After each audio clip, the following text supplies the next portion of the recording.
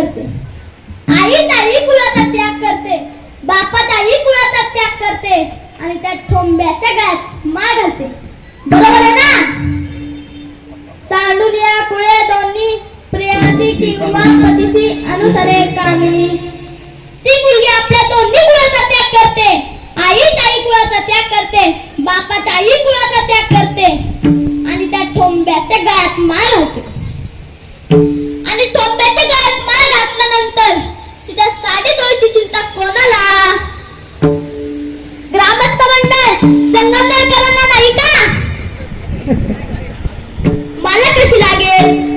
आणि ती जर गावामध्ये फाटकी साडी घालून हिंडू लागली तर लाज कुणाची जाते? त्या ठोंब्याचीच ना.